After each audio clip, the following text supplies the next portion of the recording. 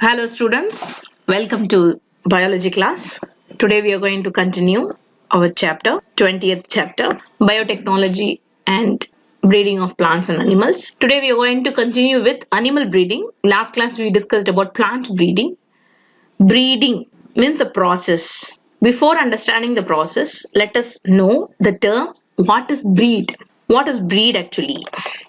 A breed is a group of animals of common origin within a species that has certain distinguishing characters that are not found in other members of the same species, like general appearance and other striking features. This is the definition for breed. Okay, so it's a group of animals. They are having a common origin, which means they have evolved from a common ancestor. But within a species, they have certain identifiable or distinguishable characters, and that is not found in other members of the same species. So like those group of animals are come under a common group, and that group we call it as, we give a term for that group as a breed. Is it clear? Suppose we take dog. Dog, you know that. But they are same species, isn't it? Dogs are same species. But they have varieties or a group, many breed. You might have seen Dalmatian. You might have seen German Shepherd. You might have seen Beagle. So many varieties are there. Many breeds are there. Each breeds, they are different, isn't it? But they come under the same species. In origin also, they come under the same evolved species, but they have different characteristics. When you take off when you talk about German Shepherd, they are dogs only. They are species coming under dogs only, but they are different breeds. They have different characters. German Shepherd, they have a character of establishing a good security towards the territory. Pomeranian is a pet dog, isn't it? And they mingle with human beings very well and very handy. They obey. Likewise, these two breeds differ in many characters. So this is called as a breed. Right. Breeding involves mating parents of different varieties, each having some desired traits which are passed on to the offspring.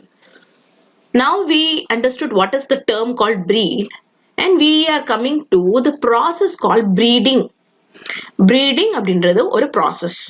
அந்த processல நம்ம என்ன பண்றோம்? The breeding involves mating of parents of different varieties. இந்த மாதிரி டிஃபரெண்டான breed cross பண்றோம் நம்ம. Cross பண்ண உடனே நமக்கு என்ன தேவையான offsprings கிடைக்குது. நமக்கு தேவையான desirable character உள்ள குட்டி கிடைக்குது. அது பேரு தான் breeding. இப்போ எனக்கு வந்து already I would have said about the German Shepherd, isn't it? German Shepherd is actually a cross breed, selective breeding மூலமா வந்தக்கூடிய ஒரு breed தான் அந்த German Shepherd. அதுல ரெண்டு விதமான நாயோட நல்ல குவாலிட்டி உள்ள ஸ்பீஷிஸை செலக்ட் பண்ணி breed பண்ணப்பதான் அந்த German Shepherdன்ற ஆஃப்ஸ்பிரிங் கிடைச்சது நமக்கு. புரிஞ்சதா உங்களுக்கு? This term is called as a breeding. Now objectives of animal breeding. இப்போ ஏன் இந்த breeding நம்ம பண்ணணும்? ஏன் இப்படி cross பண்ணணும் அப்படின்னு கேட்டா, animal breeding aims at improving the genotype of domesticated animals to increase their yield and improve the desirable quality to produce milk, meat and egg. Animal breeding, when we are talking about animal breeding, why we need to do அப்படின்னா இதுதான் அந்த அர்த்தம். ஏன் நம்ம செய்யணும் அப்படின்னா, நமக்கு தேவையான தரமான கேரக்டர் உள்ள breed வேணும்னா நம்ம இந்த அனிமல் பிரீடிங் பண்ணணும் ஒண்ணு. அதே மாதிரி நமக்கு தேவையான desired qualities. இப்ப desirable qualities அப்படின்னா என்னது? நமக்கு வந்து ஒரு மாடு இருக்குன்னா அது நிறைய பால் கறக்கணும். அதே மாதிரி ஒரு கோழி இருக்குன்னா அது முட்டையும் நிறைய போடணும், அதே டைம்ல மீட்டும் நமக்கு கொடுக்கணும். சோ இந்த மாதிரி நமக்கு அதிகமா நமக்கு தேவைப்படுற ஒரு கேரக்டர்ஸ்னால நம்ம என்ன பண்றோம்னா அதை கிராஸ் பண்றோம். சோ அந்த மாதிரி கிராஸ் பண்ணும்போது இது வருது, அதான் அனிமல் பிரீடிங். சோ நமக்கு தேவைக்காக தான் நம்ம செய்யறோம். அதனாலதான் இதோட முக்கியம் ஆப்ஜெக்டிவ்ஸே நம்ம வந்து இம்ப்ரூவ் பண்ணோம். குவாலிட்டிலயும் சரி குவான்டிட்டிலயும் இம்ப்ரூவ் பண்றோம். ஒரு அனிமலோட ஜீனோடைப்பையே நம்ம வந்து மாத்தி அனுப்புறோம். ஏன்னா இந்த மாதிரி கிராஸ் பிரீடிங் பண்ணும்போது அதோட கேரக்டர்ஸ் வந்து மாறுபடுது. அதாவது பேரண்ட்டும் சரி, பேரண்ட்ல பேரண்ட் மதர் கிட்ட இருந்து ஃபாதர் கிட்ட இருந்து ரெண்டு கேரக்டர்ஸையும் அது அந்த ஆஃப்ஸ்பிரிங்ஸ் அப்சர்வ் பண்ணி அந்த ரெண்டு கேரக்டர்ஸ் உள்ள மாதிரி அந்த ஆஃப்ஸ்பிரிங்ஸ் இருக்கு. ஸோ இது மூலியமா நம்ம என்ன பண்ணலாம், அனிமல் பிரீடிங் மூலியமா நமக்கு வந்து அதிகமான ஈல்டு கிடைக்குது. Yield in the sense of milk, egg and meat. Is it clear? So this is the reason why we are doing animal breeding. So objectives of animal breeding கேட்டனால நீங்க இதுதான் எழுதுவீங்க. Why we are doing animal breeding கேட்டாலும் இதுதான் எழுதுவீங்க. Okay, this is very important. Okay, when breeding takes place between animals of same breed, it is called inbreeding. ஒரே breed, இப்ப நான் சொன்ன மாதிரி ஒரே breed இப்ப ஜெர்மன் ஷெப்பர்ட் அப்படி வந்து கிராஸ் பண்றோம் அப்படின்னா அந்த பிரீடிங் பேரு இன்பீடிங். The cross between different breeds of a different breed is called outbreeding. அப்படின்னா என்னது, ஒரு ஜெர்மன் ஷெப்பர்டும் ஒரு பொமேரியன், இல்ல ஒரு ஜெர்மன் ஷெப்பர்டும் இல்ல டாபர்மேன், அந்த மாதிரி நம்ம டிஃப்ரெண்ட் பிரீடை கிராஸ் பண்ணோம்னா அது பேரு outbreeding. I think these terms are very clear for you. Now we are going to see in a detailed manner about these two terms, inbreeding as well as outbreeding. Inbreeding refers to mating of closely related animals within the same breed. இப்ப ஏற்கனவே சொன்னதுதான். Okay, and about 4 to 6 generation. Already I have said, using a example, German Shepherd male and German Shepherd female, we are mating them and we are obtaining an offsprings, and we are continuing this for 4 to 6 generation, and this type of process of breeding is called as inbreeding. Here we select. How are you going to select a parent? Parent வந்து ரொம்ப ரொம்ப important. இப்போ நீங்க வந்து ஒரு நாய் வாங்க போறீங்கன்னா கூட they will give a certificate mentioning about the characters and superiority of the father and the characters and superiority of the mother. எந்த பேரண்ட் எந்த ரெண்டு பேரண்ட கிராஸ் ஆகி பிறந்த குட்டி அப்படின்ற சர்டிபிகேட் போட்டோவோட ஒரு நாய் வந்து அவங்க வந்து விற்கிறாங்க. நீங்க போய் வாங்கணும் அப்படின்னா இந்த டீடைல்ஸ் அவங்க தருவாங்க. ஏன்னா வந்து இப்போ வாங்கக்கூடிய பப்பீஸ் எல்லாம் வந்து 20,000 after this lockdown. All the breeds cost was drastically inflated. நம்ம வந்து இந்த மாதிரியான breeds நம்ம வாங்குறோம்னா they will be giving that. So அது மாதிரி தான் இந்த inbreeding பண்ணும்போது we are choosing a superior males and superior females. ஏன் superior நல்ல சூப்பரான ஒரு குவாலிட்டி உள்ள ஒரு breed மேல், ஒரு சூப்பரான ஒரு குவாலிட்டி உள்ள ஃபீமேல், இந்த மாதிரி சூஸ் பண்ணி தான் அப்பதான் பண்றத of the same breed are identified and mated in pairs. It helps in the accumulation of superior genes. So இதனால நமக்கு என்ன, இந்த மாதிரி superior மேலும் superior ஃபீமேலையும் நம்ம மேட் பண்ணா நமக்கு என்ன கிடைக்கும் அப்படின்னா, அந்த பிறக்கக்கூடிய அந்த குட்டியோட ஜீன், அந்த ஜீனோ டைப் இருக்கு பாரு, அதுவும் ரொம்ப தரமானது, ரொம்ப சுப்பீரியரான குவாலிட்டி உள்ள இருக்கும். அதனாலதான் and elimination of genes which are undesirable, தேவையில்லாத விஷயங்கள் நம்ம அவாய்ட் பண்றதுக்கான இது ஒரு நல்ல ஒரு process. Hissardale is a new breed of sheep developed in Punjab by crossing Bikaneri, Magra, Aves and Australian Merino Trans. இது ஒரு எக்ஸாம்பிள் கொடுத்திருக்காங்க. Inbreeding depression. Continued inbreeding reduced fertility and productivity. Inbreeding exposes harmful recessive genes that are eliminated by selection. Inbreeding depression வரும். இதே மாதிரி நம்ம வந்து ஒரே இத வந்து நிறைய கண்டினியூஸ் நிறைய ஜெனரேஷன் பண்ணா inbreeding depression, it causes to inbreeding depression. What will happen if continued inbreeding takes place? It will reduce fertility and productivity. அதனால அதையும் நம்ம வந்து ரொம்ப நாளுக்கு அதை செய்யக்கூடாது. Inbreeding exposes harmful recessive genes that are eliminated by selections. Okay, so inbreeding பண்ணிட்டு வந்தானா நமக்குள்ள நமக்கு ஏற்கனவே தெரியும் dominant character, recessive character. ஒரு first two generationல dominant characters வெளிப்படும். ஆனா போக போக போக என்ன ஆயிடும்னா recessive characters வெளிப்பட ஆரம்பிச்சிரும். நம்ம ஏற்கனவே படிச்சிருக்கோம் மெண்டலியன் கிராசிங் ஹைபிரிட்ல இல்லையா? So likewise இதையும் நம்ம என்ன பண்ணணும்னா ஒரு பர்டிகுலர் generations வரைக்கும் தான் அதை cross பண்ணணும், and you should not continue. Next comes outbreeding. What is outbreeding? It is a breeding of unrelated animals. The offsprings formed are called hybrids. Unrelated, parent father ஒரு வேற breed and மதர்ன்றது வேற breed, அதே மாதிரி அவங்களுக்குள்ள வந்து same origin உள்ள அந்த connection கூட இல்ல, வேற மாதிரி டிஃப்ரெண்டான ஃபேமிலியில இருந்து வந்த அன்ரிலேட்டட் அனிமல்ஸ் அதை பிரீட் பண்ணும் போது அது பேரு நம்ம என்ன சொல்றோம்னா அவுட் பிரீடிங் அப்படின்னு நம்ம சொல்றோம். The hybrids are stronger and vigorous than the parents and cross between two different species with the desirable features of economic value are mated. So let's see what cross produce a mule. Now we will see a male donkey in father, female horse as a mother. So when we cross these two unrelated animals, donkey வேற horse வேற.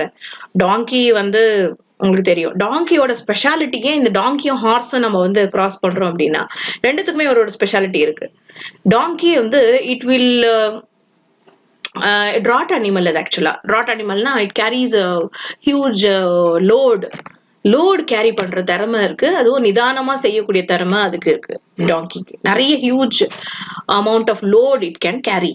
ஹார்ஸ்ன்னு பார்த்தா உங்களுக்கு தெரியும் ஹார்ஸ்னா வேகம், galloping, fast அதெல்லாம். So இப்போ நமக்கு வந்து ஒரு ஆஃப்ஸ்பிரிங் வேணும், இந்த ரெண்டு கேரக்டர் உள்ள ஆஃப்ஸ்பிரிங் வேணும் அப்படின்னா அதான் மியூல். ஸோ இந்த மாதிரி அன்ரிலேட்டட் அனிமல்ஸை நம்ம கிராஸ் பண்ணி கிடைக்கும் ஆஃப் ஸ்பிரிங் தான் நம்ம என்ன சொல்றோம்னா மியூல் அப்படின்றோம். மியூல் is superior to horse in strength, intelligence, ability to do work and resistance to diseases. They are sterile. அதுவும் ரொம்ப இம்பார்ட்டன்ட். ஸ்டெரைல் அப்படின்னா என்னது? They are not having ability to reproduce. அதனாலதான் நம்ம என்ன சொல்றோம் ஸ்டெரைல்னு சொல்றோம். ஸ்டெரைல்னா என்னது? அந்த எபிலிட்டி தன்மை கிடையாது, ரீப்ரொடியூசிங் எபிலிட்டி தன்மை கிடையாது, அதனால அது ஸ்டெரைல். ஸோ மியூலோட கேரக்டர்ஸ் என்ன அப்படின்னா அதுக்கு ரெண்டு விதமான கேரக்டர்ஸ் இருக்கும். என்னது? Ability to do work, resistance to disease and intelligence and strength எல்லாமே மியூல் கிட்ட இருக்கு. Okay, so this is a very good example for outbreeding. Now you can see here these are the characteristic features. You can able to see visually what is the horse and what are the characters of a donkey, and this is the picture of mule.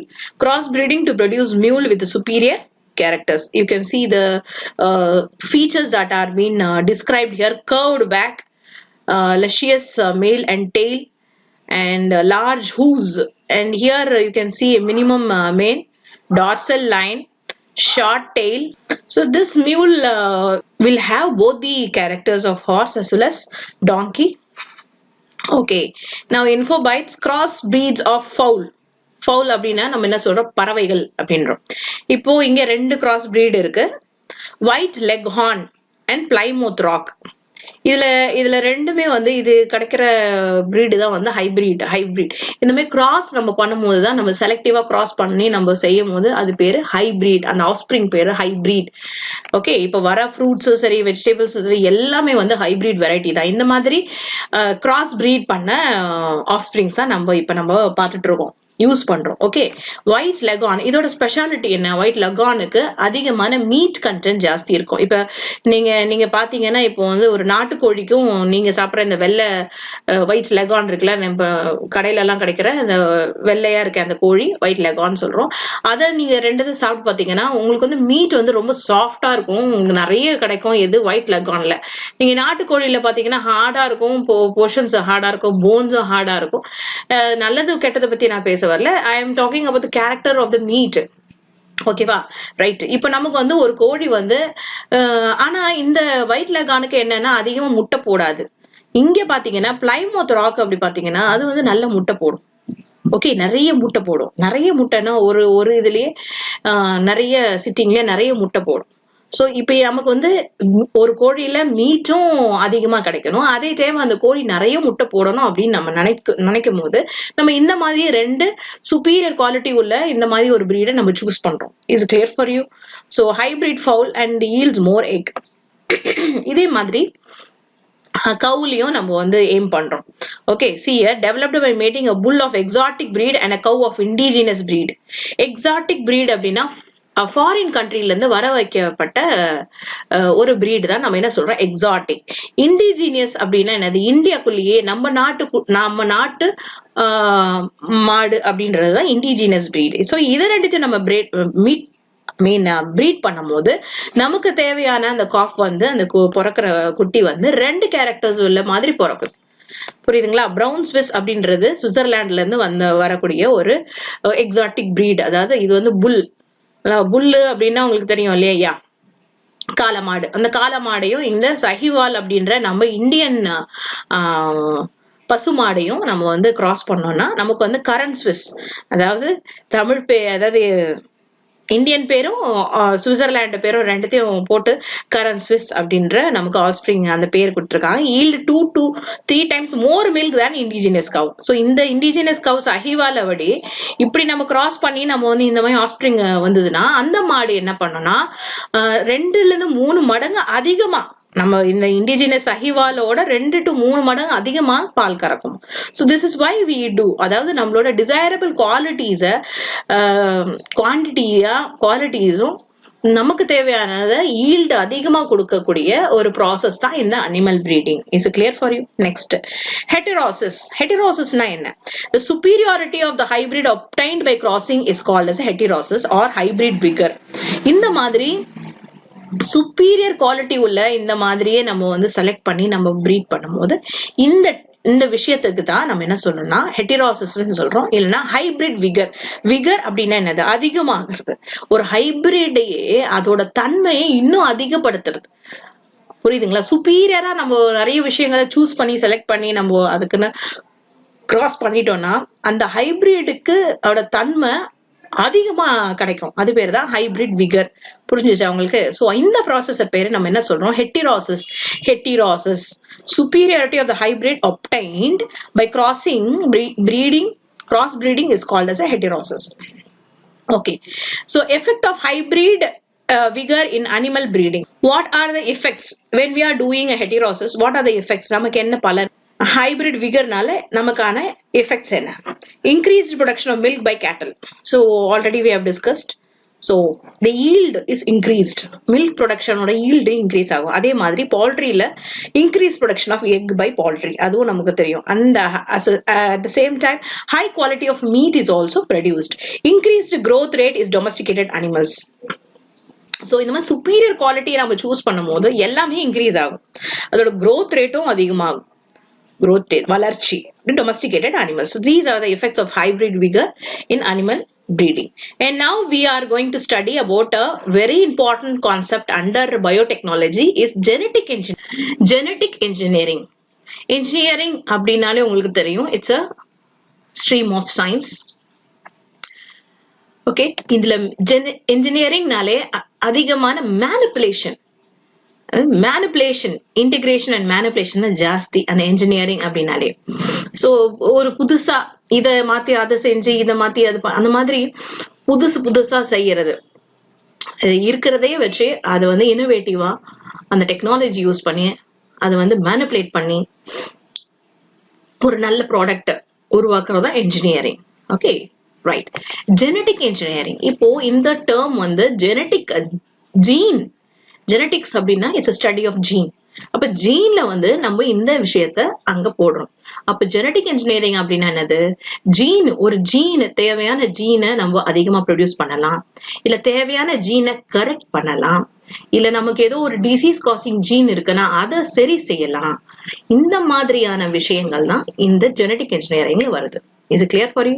Okay, so இப்போ இந்த மாதிரி பண்ணுவோம். Engineering அப்படின்னா many process இருக்கு.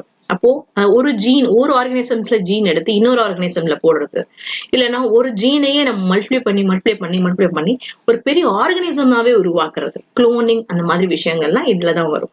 So அந்த மாதிரி ஒரு இன்ட்ரெஸ்டிங்கான ஒரு டாபிக்கை தான் இப்ப படிக்க போறோம், ஜெனடிக் இன்ஜினியரிங்.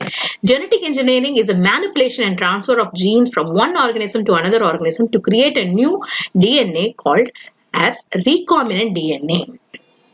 இப்போ இதுதான் வந்து அந்த டெஃபினிஷன். இப்ப இது வரைக்கும் நீங்க படிச்சா போதும் 10th ஸ்டாண்டர்ட்ல.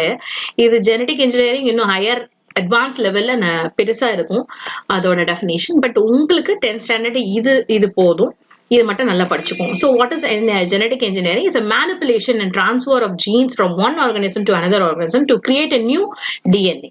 நம்ம வந்து நமக்கு தேவையான, இப்ப நம்ம எல்லாமே நம்ம வந்து நமக்கு தேவையானது தான் நம்ம பார்த்துட்டு வரோம்.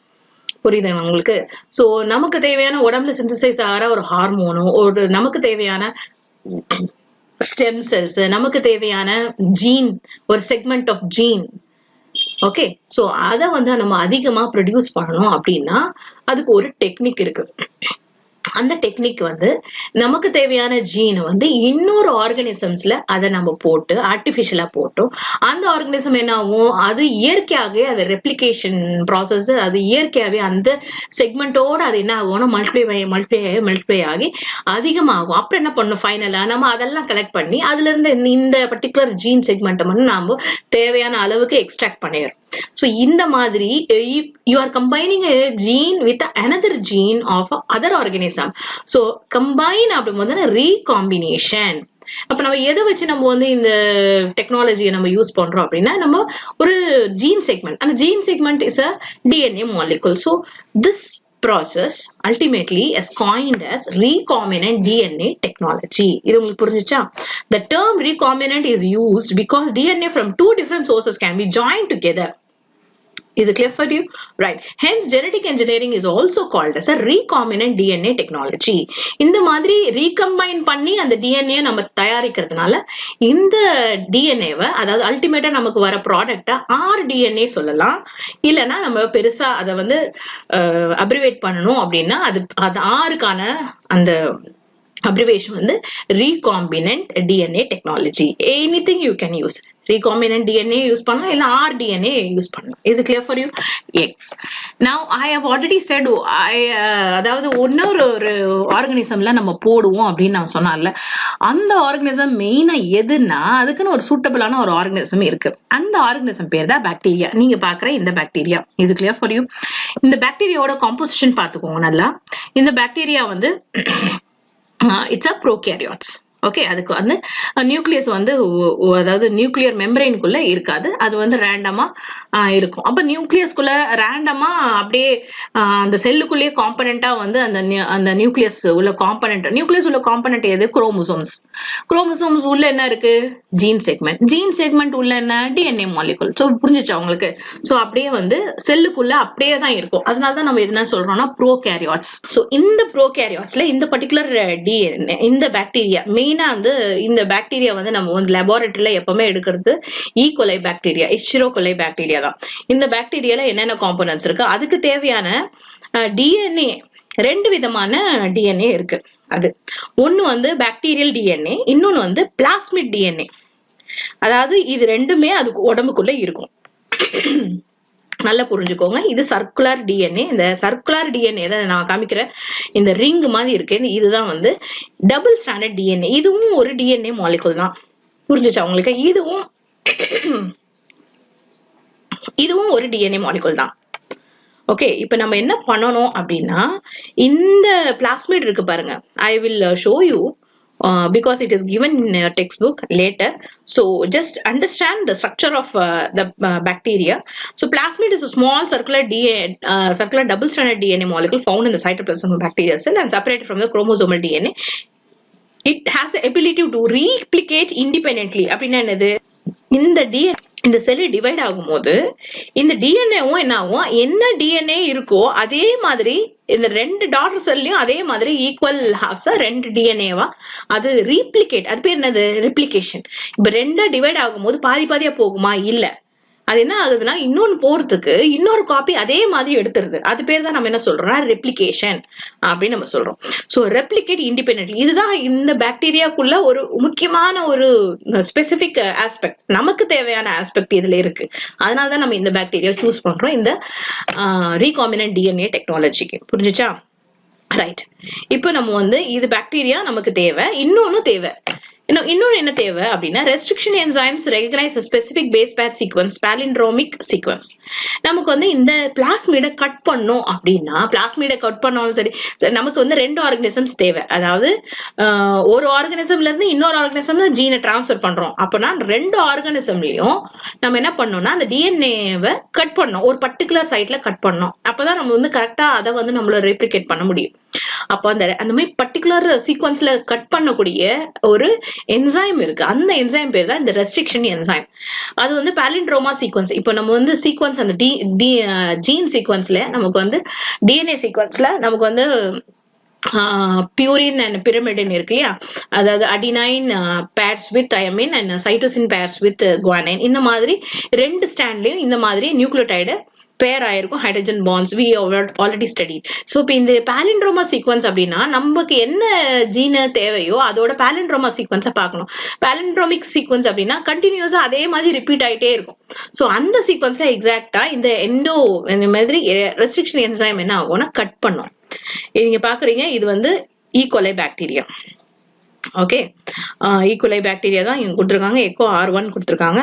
அண்ட் R1 அப்படின்னா ரெஸ்ட்ரிக்ஷன் என்சைம். அதாவது இந்த பாக்டீரியாவை ஒரு இடத்துல அந்த பிளாஸ்மிடை கட் பண்றது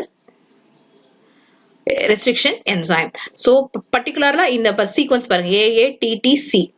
இந்த இதாவது 3' to 5, இது வந்து 5' to 3' இருக்கு. கீழே வந்து 5' to 3' இருக்கும். இதுதான் டபுள் ஸ்டாண்டர்ட் டிஎன்ஏயோட ஸ்ட்ரக்சர். ஸோ இந்த சீக்வன்ஸ் நீங்க பாத்தீங்கன்னா இங்க பாருங்க TTAA இருக்கும்.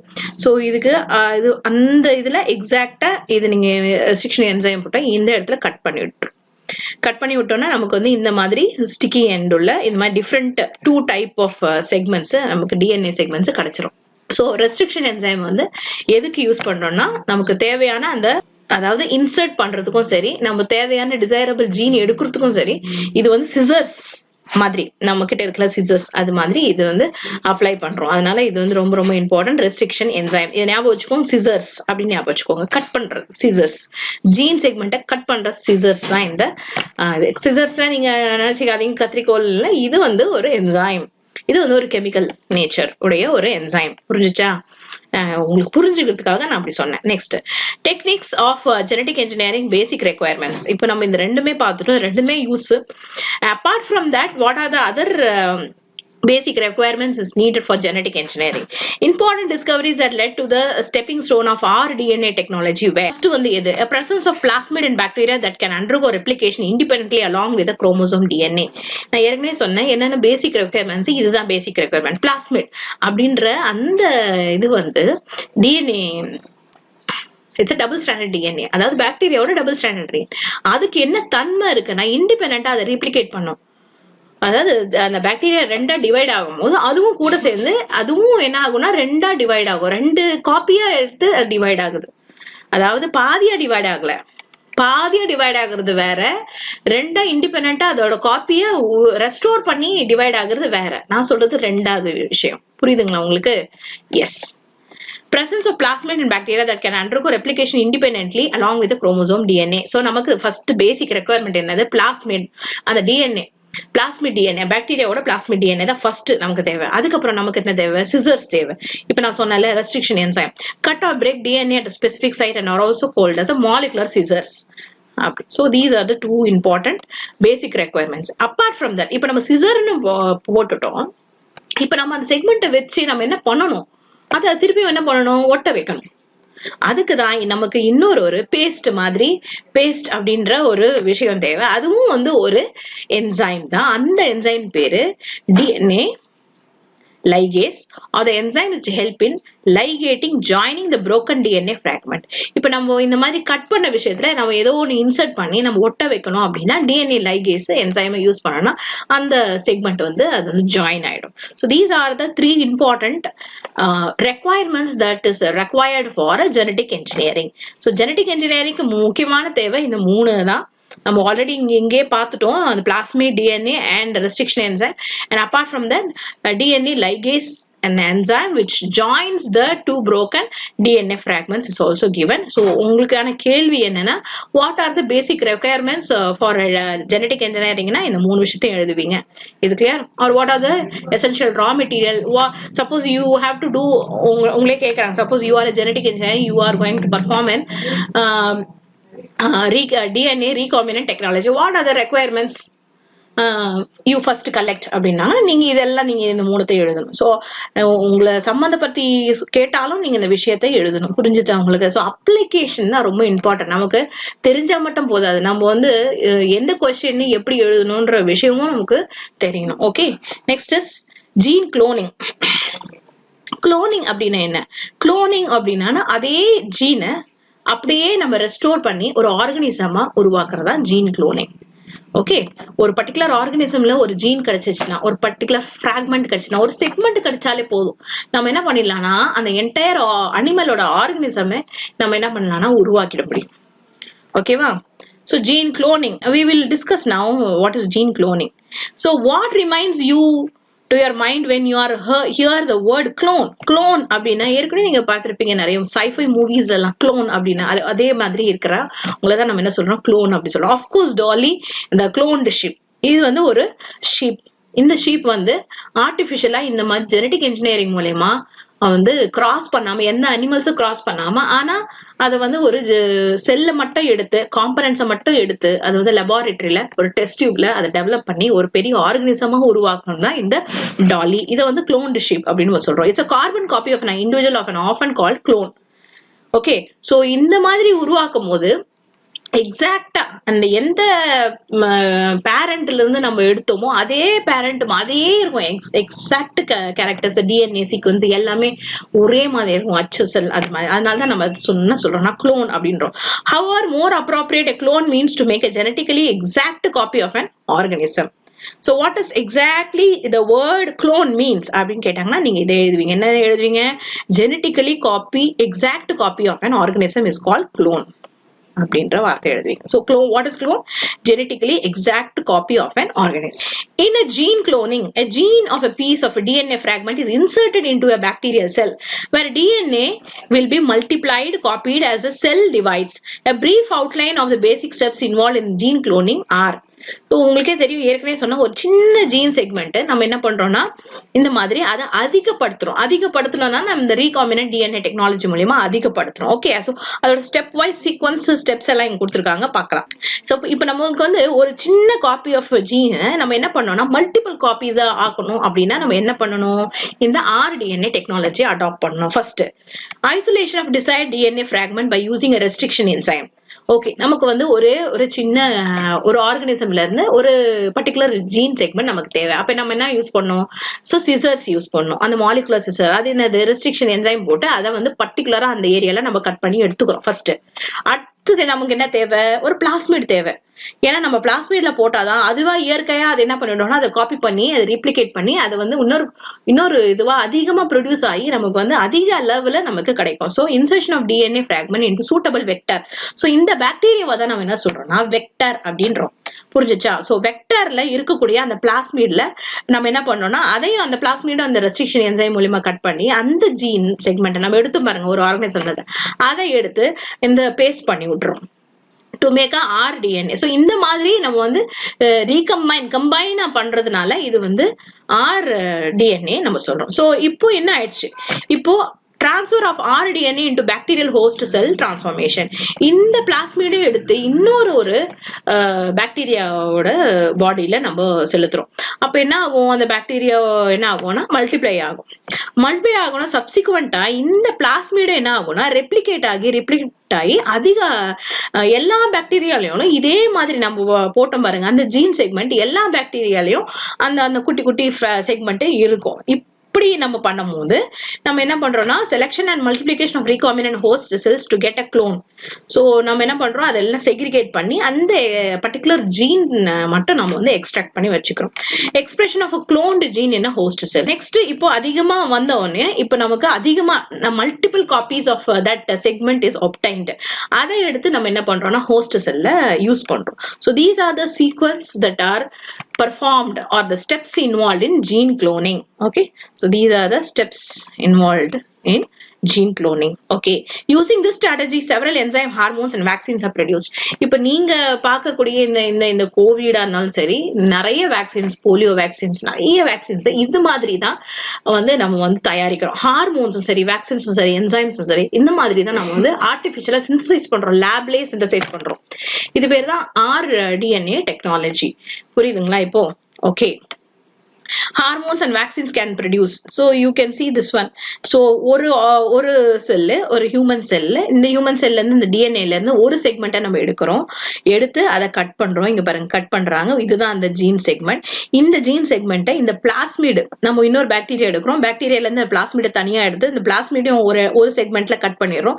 ஸோ இந்த இதையும் இந்த ஜீன் செக்மெண்ட்டும் இந்த பிளாஸ்மிட் டிஎன்ஏவும் நம்ம ஒன்னா சேர்க்கிறதா. இந்த ஒன்னா சேர்க்கும் போது இதுக்கு பேர் என்னது? RDNA, recombinant DNA.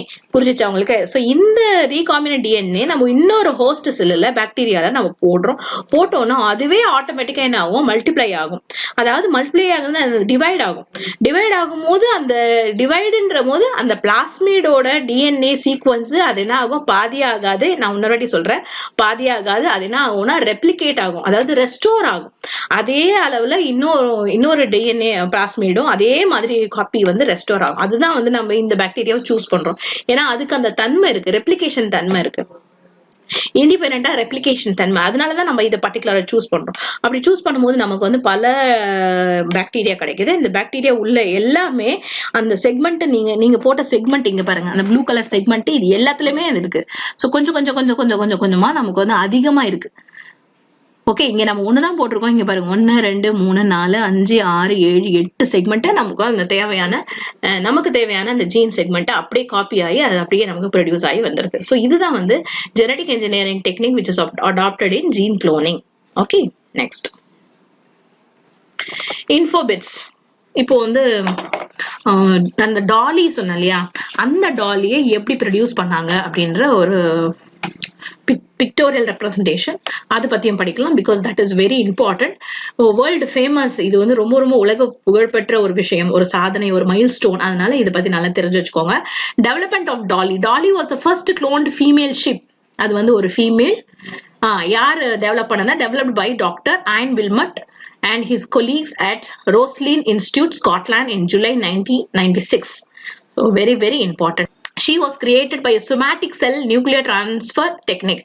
She lived for 6.5 years and died in 2003 because of lung disease. Okay. இப்போ இது எப்படி பண்ணாங்க அப்படின்ற ஒரு பிக்டோரியல் ரெப்ரசன்டேஷன் இங்க இருக்கு. I will explain because it is given in the text book. So இதை பத்தி கேட்டா கூட நீங்க வந்து ஈஸியா எழுதலாம். ரொம்ப ரொம்ப சிம்பிள். இதுக்கான பேசிக் நெசசரி விஷயங்கள் 2 விஷயங்கள் அதை ஞாபகம் வச்சுக்கோங்க. ஃபர்ஸ்ட் உங்களுக்கு தேவையானது ஒரு சொமேட்டிக் செல். சொமேட்டிக் செல்னா பாடி செல். இப்ப நீ எந்த செல்லை எடுத்தாலும், உன் கையில இருந்தாலும் இதுல இருந்தாலும் எந்த செல் எடுத்தாலும் அதுக்குள்ள என்ன இருக்கும்? நியூக்ளியஸ் இருக்கும். அந்த நியூக்ளியஸ்குள்ள எத்தனை செட் ஆஃப் குரோமோசோம் இருக்கு அப்படின்னா, எத்தனை செட் ஆஃப் குரோமோசோம் இருக்கு? பாடி செல்ல நீ எந்த பக்கம் எங்க இருந்து எது எடுத்தாலும் உனக்கு 23 பேர்ஸ் ஆஃப் குரோமோசோம்ஸ் இருக்கு. அதாவது 46 குரோமோசோம்ஸ் டோட்டலா நம்பர் வந்து 46. இதுதான் நம்ம என்ன சொல்றோம்னா டிப்ளாய்டு கண்டிஷன் சொல்றோம். இது உங்களுக்கு புரியணும் ஃபர்ஸ்ட் பேசிக். ஆனால் நமக்கு வந்து இன்னொரு செல்லும் இருக்கு. அந்த செல் வந்து ஹாப்ளாய்டு கண்டிஷன்ல இருக்கு. அது என்ன செல்லு? அதுதான் வந்து கேமெட்ஸ் அப்படின்னு நம்ம சொல்றோம். ஃபீமேல் இருந்தா அது ஓம் ஆல்லே எக் அப்படின்னு நம்ம சொல்றோம். அதே மாதிரி மேல் அப்படின்னா ஸ்பெர்ம் அப்படின்றோம். இந்த 2 செல்லுக்குள்ள எத்தனை செட் ஆஃப் குரோமோசோம் இருக்கு? 23 தான் இருக்கு. புரியுதுங்களா? டோட்டலாவே ஃபீமேல் எக்ல 23 தான் இருக்கு. புரிஞ்சுச்சா? அதே மாதிரி மேல் ஸ்பெர்ம்லயும் 23 டோட்டல் நம்பர் ஆஃப் 23 குரோமோசோம்ஸ் தான் இருக்கு. சோ இந்த கண்டிஷன் நம்ம என்ன சொல்றோம்னா ஹாப்ளாய்ட் சொல்றோம். இதுதான் 2 பேசிக் புரிஞ்சுக்கோங்க. ஒன்னு பாடி செல் சொமேட்டிக் செல்ல or somatic cell we can tell, அதுல டிப்ளாய்டு கண்டிஷன். இன்னொன்னு கேமெட் அப்படின்னு நம்ம எடுத்துட்டோம்னா, கேமெட்டிக் செல் அப்படின்னு நம்ம எடுத்துட்டோம்னா அதுல வந்து எத்தனை கண்டிஷன், என்ன செட் ஆஃப் குரோமோசோம் கண்டிஷன் வந்து ஹாப்ளாய்டு 23 தான் இருக்கும். இதுல பாடி செல்ஸ்ல 46. இது நல்லா ஞாபகம் வச்சுக்கோங்க. இது புரிஞ்சுச்சா உங்களுக்கு? ரைட். நமக்கு கரு, இன்னொரு நெக்ஸ்ட் செகண்ட் ஒன், நமக்கு கரு வேணும் அப்படின்னா நமக்கு வந்து என்ன தேவை? அதாவது எக்கும் ஸ்பெர்மும் ஃபியூஸ் ஆகணும். இது புரிஞ்சுச்சா உங்களுக்கு? சோ எக்குள்ள ஸ்பெர்மோட நியூக்ளியஸ் உள்ள போகணும். அப்ப எக்குள்ள ஏற்கனவே எவ்வளவு இருக்கும்? 23 பேர்ஸ் ஆஃப் குரோமோசோம் இருக்கும். ஸ்பெர்முக்குள்ள எவ்வளவு இருக்கும்? நியூக்ளியஸ்குள்ள 23 பேர்ஸ் ஆஃப் குரோமோசோம் தான். இந்த மாதிரி எக்கும் ஸ்பெர்மும் கிராஸ் ஆகும்போது, அது இல்லைன்னா ஃபர்டிலைசேஷன் ஆகும்போது, உங்களுக்கு ஸ்பெர்ம் உள்ள போகும்போது ஸ்பெர்மோட மற்ற காம்பனன்ட்ஸ் எல்லாம் வந்து வெளியே போயிடும், அதெல்லாம் டேமேஜ் ஆயிடும். Only that nucleus will go and combine with the nucleus of the egg. இதுதான் வந்து நேச்சர். இது பேர் தான் ஃபர்டிலைசேஷன். இப்படிதான் ஒரு கரு உருவாகுது. இதை பேர் தான் நம்ம என்ன சொல்றோம்னா ஜைகோட் அப்படின்றோம். சோ இந்த கருமுட்டையில இருந்து தான் அந்த ரெண்டு நியூக்ளியஸும் ஒன்னா சேர்ந்ததுனால, அந்த ரெண்டு நியூக்ளியஸ் ஒன்னா சேர்ந்ததுனால அந்த கண்டிஷன் என்ன? இப்ப ஜைகோட்டோட கண்டிஷன் என்ன? It's a diploid. ஏன்னா இதுல ஸ்பெர்ம்ல இருந்து 23 வந்திருக்கு அண்ட் எக்ல இருந்து 23 வந்திருக்கு. So it is 46. இது புரிஞ்சுச்சா உங்களுக்கு? ரைட். இப்ப என்ன ஆகும்? அந்த கருமுட்டை தான், ஆனா அதுக்குள்ள இருக்கிற ரெண்டு நியூக்ளியஸும் ஃபியூஸ் ஆகி அது என்ன ஆகும்? மல்டிப்ளை ஆகி என்ன ஆகும்னா அந்த கருமுட்டை அப்படியே வளர்ந்து ஒரு ஃபீட்டஸ், ஒரு எம்ப்ரியோ மாதிரி ஒரு குழந்தை உருவாகும். இதுதான் வந்து நேச்சர். இதுதான் வந்து ரீப்ரொடக்ஷன். இது பேசிக். இப்ப நமக்கு வந்து ஏற்கனவே ரெண்டு விஷயம் தெரியும். டிப்ளாய்ட் பத்தி தெரியும், ஹாப்ளாய்ட் பத்தி தெரியும். இப்போ நமக்கு இந்த ஃபர்டிலைசேஷனும் அந்த எம்ப்ரியோ டெவலப்மெண்ட்டும் நமக்கு தெரியும். இந்த ரெண்டு பேசிக் தெரிஞ்சிச்சுன்னா இது ரொம்ப ஈஸி ஆயிடும். Now you just observe.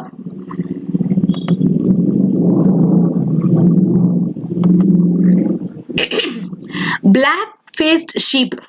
இந்த மாதிரி இந்த ஷீப் வந்து இது முகம் வந்து கருப்பா இருக்கும். ஓகே, நெக்ஸ்ட் இது கிட்ட இருந்து நம்ம என்ன எடுக்கிறோம்? இது கிட்ட இருந்து இந்த ஃபீமேல் கிட்ட இருந்து எக் எடுக்கிறோம். என்னது? கேமெட்டா எடுக்கிறோம். புரிஞ்சுச்சா? கேமெட், எக், கருமுட்டை. என்ன மிஸ் முட்டை போடுமா? ஏன்னா எல்லாரும் வந்து எக் ப்ரொடியூஸ் பண்ணுவாங்க. அதாவது எல்லா மேமல்ஸும் எல்லாமே வந்து அந்த எக்கை ப்ரொடியூஸ் பண்ணும். ஓகேவா? சோ இந்த எக் கருமுட்டை, அந்த கருமுட்டையை எடுக்கிறோம். அப்ப அந்த கருமுட்டைக்குள்ள என்ன இருக்கும்? ஒரு நியூக்ளியஸ் இருக்கும். நியூக்ளியஸ் இருக்குமா? அந்த நியூக்ளியஸ் என்ன கண்டிஷன்? Haploid condition. இப்ப இந்த கருமுட்டை மட்டும் எடுத்துட்டு அதுக்குள்ள இருக்க நியூக்ளியஸை நம்ம ரிமூவ் பண்ணிடுறோம். உங்களுக்கு புரிஞ்சுச்சா? அப்ப ரிமூவ் பண்ணிட்டோம். ரிமூவ் பண்ண உடனே நமக்கு வெறும் அந்த கருமுட்டை மட்டும்தான் இருக்கு, உள்ள நியூக்ளியஸ் கிடையாது. இது பேரு நியூக்ளியேட்டட் எக். இப்ப நமக்கு இந்த விஷயம் நமக்கு தேவை. இன்னொன்னு ஒயிட் ஃபேஸ்டு ஷீப். இப்ப இந்த ஒயிட் ஃபேஸ்டு ஷீப் அப்படின்னு நம்ம எடுத்தோம்னா இதோட பாடி செல், அதாவது இதோட மடியில இருந்து அடர் செல்ஸ் சொல்லுவாங்க. இதோட மடி, பால் மடி இருக்கு இல்லையா, அந்த பால் மடியில இருந்து எடுத்துக்கூடிய ஒரு செல் தான்.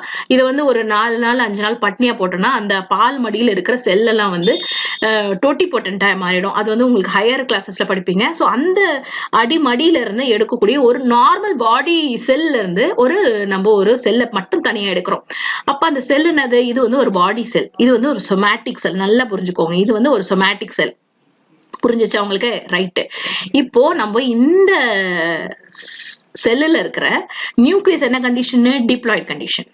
ஓகே, இதையும் நம்ம என்ன பண்றோம்னா இந்த வந்து என்டையர் செல்ல விட்டுறோம். நம்ம வெறும் அந்த டிப்ளாய்ட் நியூக்ளியஸை மட்டும் எடுத்து, நம்ம ஏற்கனவே எடுத்து வச்சிருக்கோம் பாரு, எக் செல்லுல நியூக்ளியஸை தூக்கி வச்சிருக்கோம் பாரு, அந்த இடத்துல நம்ம போடுறோம். இந்த மாதிரி ஃபியூஸ் பண்ணும் போது, இங்க பாருங்க, fuse sell and nucleated egg. இந்த மாதிரி ஃபியூஸ் பண்ணும் போது என்ன ஆகும்? இது வந்து கருமுட்டை தான், ஆனால் இதுக்குள்ள என்ன இருக்கு? என்ன நியூக்ளியஸ் இருக்கு? டிப்ளாய்டு கண்டிஷன் உள்ள நியூக்ளியஸ் நம்ம இன்சர்ட் பண்ணிருக்கோம். இது புரிஞ்சுச்சா உங்களுக்கு? இது ஆட்டோமேட்டிக்கா என்ன ஆகும்? இந்த இது வந்து டிப்ளாய்டு கண்டிஷன், ஏன்னா இது எக்குள்ள இருக்கிறதுனால இது என்ன ஆகும்னா இது திருப்பி டிவைட் ஆகி எம்ப்ரியோ ஃபார்ம் ஆகி இதுல இருந்து அப்படியே மல்டிப்ளை ஆகி பெரிய பெரிய ஆர்கனிசம், ஒரு எல்லா ஆர்கனும் உருவாகி ஒரு ஒரு ஷீப்போட காஃப் பறக்குது. சோ இந்த எம்ப்ரியோவை நம்ம என்ன பண்ணணும்? இந்த எம்ப்ரியோவை ஒரு வாடகத்தாய், அதாவது சரோகேட் மதர், அந்த மதரோடைய யூட்ரஸ்ல இம்ப்ளான்ட் பண்ணிடுறோம். இந்த செல்ல யூட்ரஸ்ல இம்ப்ளான்ட் பண்ணிடுறோம். இப்ப நமக்கு என்ன கண்டிஷன் தேவை? எக் செல்லு தேவை, உள்ள டிப்ளாய்ட் கண்டிஷன் உள்ள செல்லு தேவை, நியூக்ளியஸ் தேவை. இது ரெண்டுமே இதுல இருக்கு. இது என்ன பண்றோம்? இந்த எம்ப்ரியோவை நம்ம எடுத்து அப்படியே நம்ம என்ன பண்றோம்னா யூட்ரஸ் கருவறையில, அதாவது இன்னொரு ஷீப், அந்த ஷீப் யாரு வந்து வாடகத்தாய். ஏன்னா ஏன் வாடகத்தாய் அப்படின்னு நம்ம சொல்றோம் அப்படின்னா இதுக்கு வந்து சம்பந்தமே இல்லை.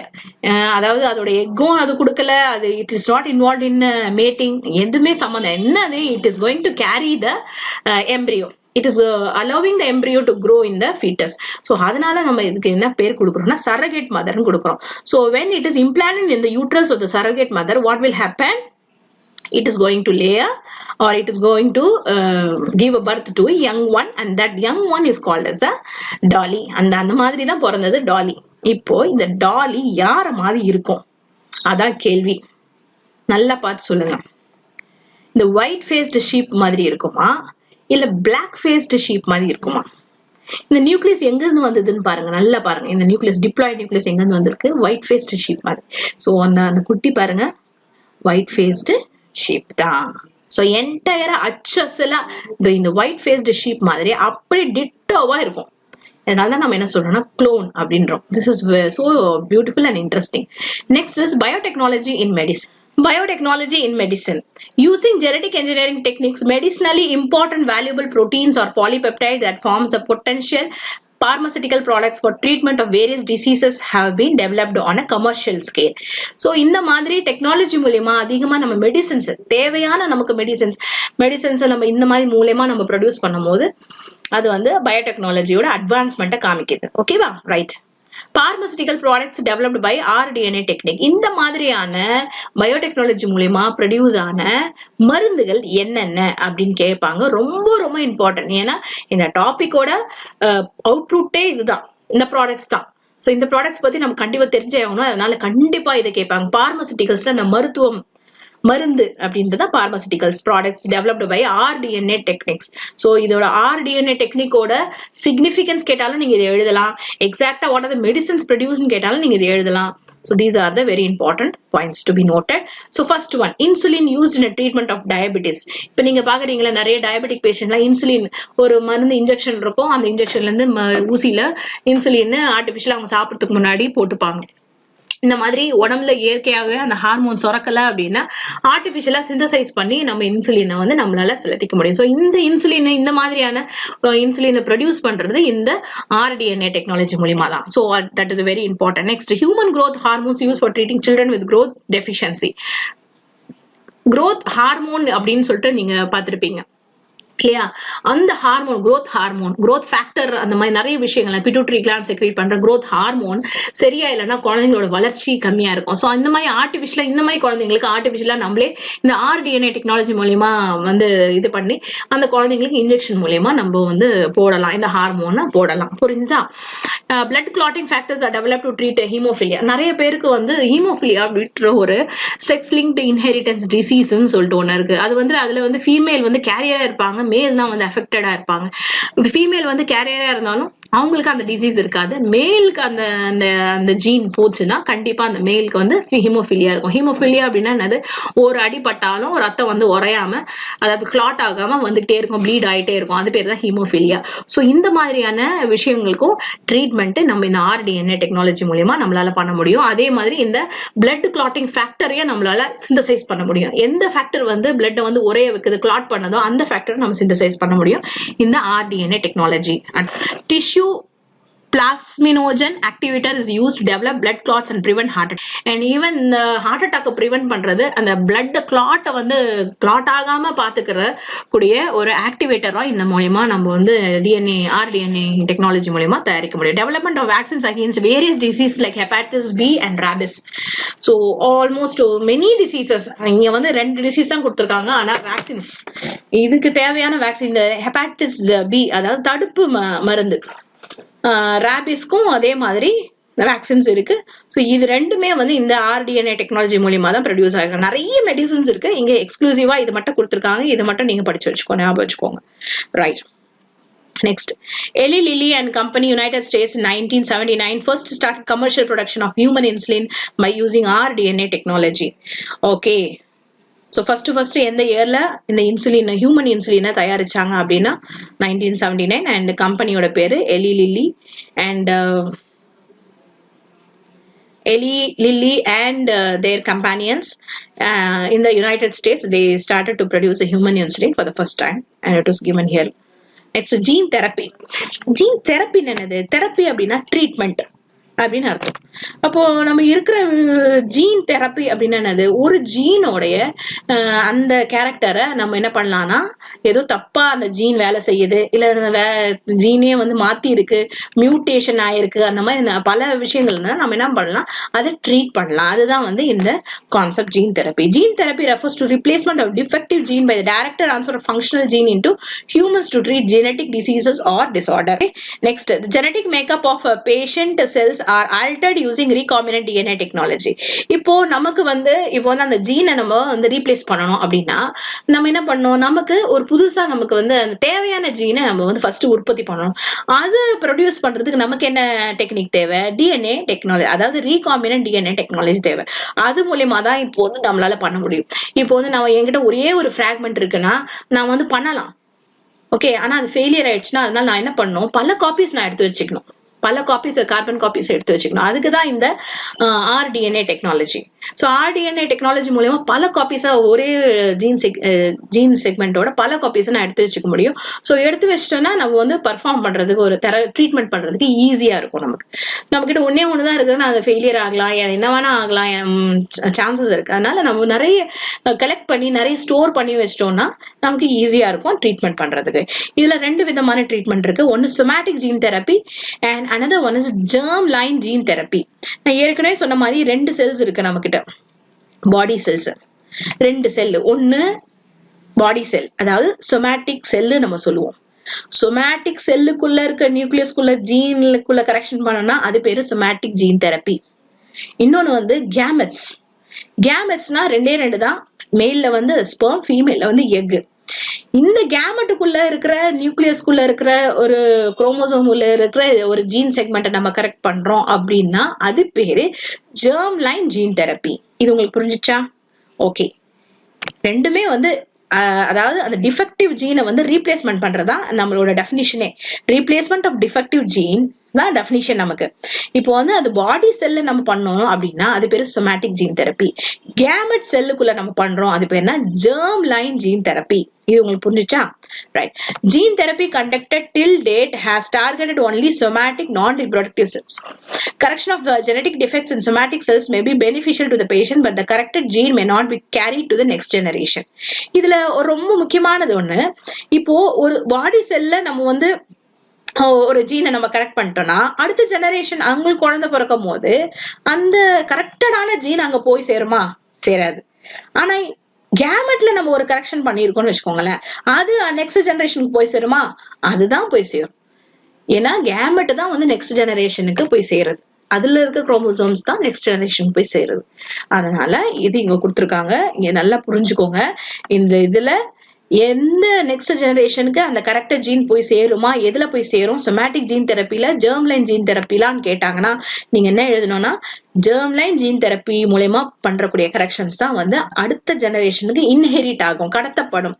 ஜீன் வந்து அடுத்த இதுல கடத்தப்படும், அதுதான் இன்ஹெரிட்டன்ஸ். புரிஞ்சுச்சா? Next stem cell. Stem cells அப்படின்னா என்னது?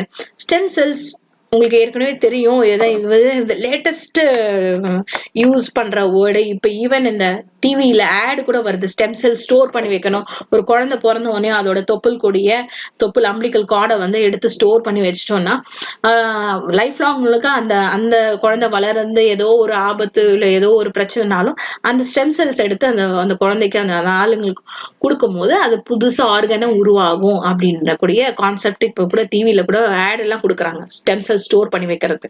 ஓகே, அதுதான் டெக்னாலஜி. அதாவது எது வேணா உருமாறக்கூடிய தன்மை தான் அந்த ஸ்டெம் செல்ஸ். டோட்டி பொட்டன்சி அப்படின்னா அது டோட்டலா வந்து ஒரு ஆர்கனாவே அது வந்து உருமாறிடும், அது பேர் தான் ஸ்டெம் செல் தெரப்பி அப்படின்றது. Our body is composed of over 200 specialised cell types. நம்ம பாடியில இத்தனை செல் டைப்ஸ் இருக்கு. Then can carry our specific function. Each cell will carry one function. இது நமக்கு தெரியும். இவ்வளவு 200 டைப் ஸ்பெஷல் டைப்ஸ் இருந்தாலும் ஒரு செல்லு ஒரு வேலையை செய்யும். அது மாதிரி எக்ஸாம்பிள் நியூரான்ஸ் என்னன்னா நர்வ் செல்ஸ். அது என்ன வேலை செய்யும்? That can transmit signals or heart cells with contract. Heart cells என்ன பண்ணும்? கான்ட்ராக்ட் பண்ணும். அண்ட் பேன்கிரியாட்டிக் செல் என்ன பண்ணும்? இன்சுலின் செக்ரீட் பண்ணும். இந்த மாதிரி ஒரு செல்லும் ஒரு ஸ்பெஷல் வேலையோட இருக்கு. அப்ப எப்படி இந்த ஸ்டெம் செல்ல இருந்து இந்த மாதிரி நம்ம வந்து இந்த மாதிரி வேலையை செய்யக்கூடிய தன்மையை எப்படி நம்ம உருவாக்க முடியும்? அதுதான் இந்த பயோடெக்னாலஜியோட advancement. In contrast to differentiated cells, stem cells are undifferentiated or unspecified mass of cells. இந்த மாதிரி டிஃபரன்ஷியேட், இது பேர் வந்து என்னது, இந்த வேலையை இந்த இடத்துல இந்த வேலையை இது செய்யக்கூடியது அப்படின்னு நம்ம சொல்றது டிஃபரன்ஷியேட்டட் செல்ஸ். ஆனா ஸ்டெம் செல்ஸ் நம்ம சொன்னும் போது ஸ்டெம் செல்ஸ் வந்து அது வந்து எது வேணாமா மாறக்கூடிய தன்மை. அதாவது it is not differentiated, it is undifferentiated, it is not specialised, it is unspecialised mass of cells. அதுதான் இங்க கொடுத்துருக்காங்க. ஸோ வாட் இஸ் ஸ்டெம் செல்ஸ்னா நீங்க என்ன எழுதுவீங்க, ஸ்டெம் செல்ஸ் ஆர் அன்டிஃபரன்ஷியேட்டட், எது வேணாவும் மாறலாம், ஆனா இதுதான் அப்படின்னு நம்மளால சொல்ல முடியாது. அன்ஸ்பெஷலைஸ்டு, எந்த வேலையானாலும் அதை செய்யலாம், இதுதான் அப்படின்னு நம்மளால சொல்ல முடியாது. So they are undifferentiated or unspecialised mass of cells. First அது stem cells are the cells of variable potency. அதுக்கு தன்மை எது வேணா மாறக்கூடிய தன்மை இருக்கு. அந்த தன்மையை தான் நம்ம என்ன சொல்றோம்னா பொட்டன்சி அப்படின்னும்.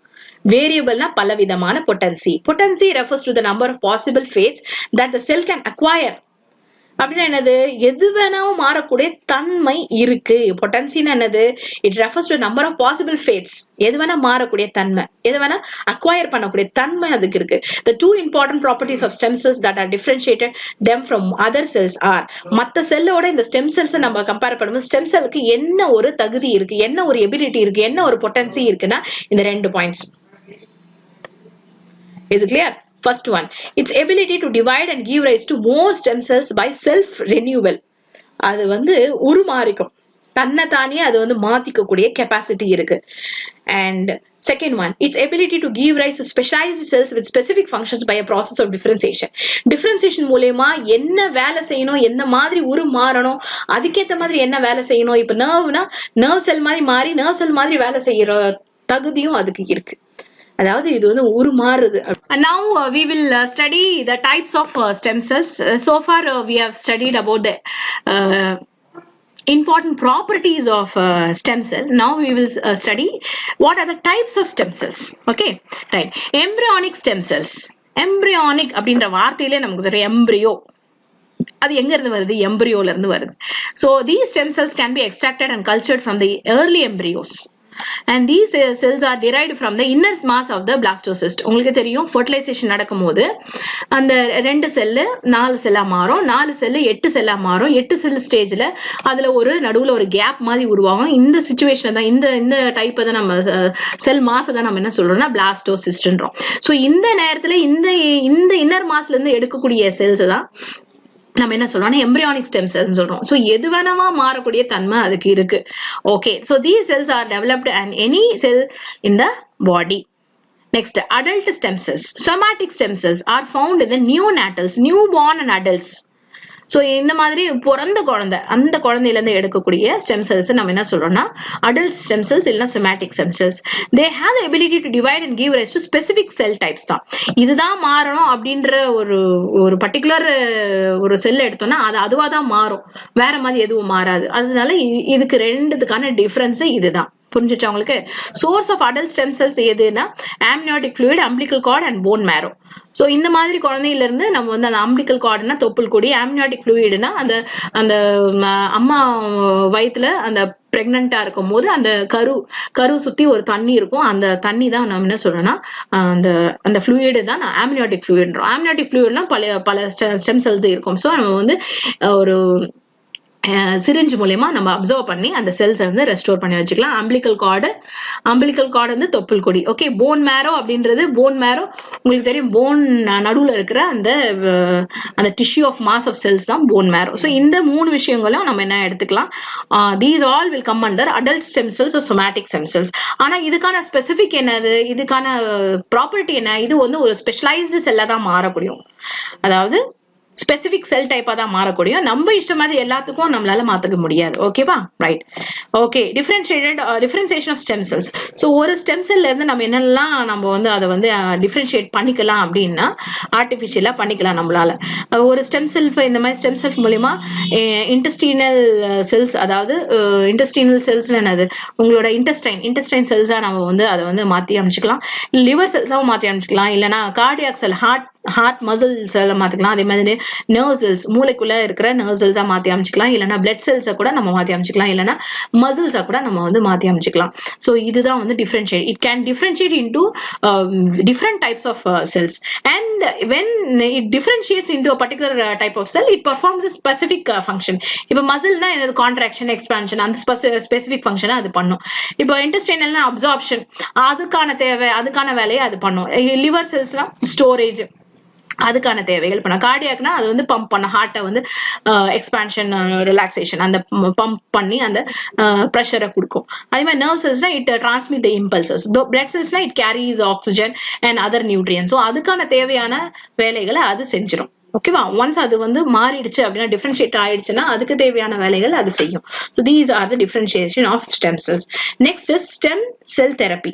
இப்போ நம்ம வந்து இந்த ஸ்டெம் செல் வச்சு நம்ம ட்ரீட்மெண்ட் பண்றோம்னா அது பேரு stem cell therapy. Some tissues, sometimes cells, tissues and organs the body may be permanently damaged or lost due to genetic conditions or diseases or injury.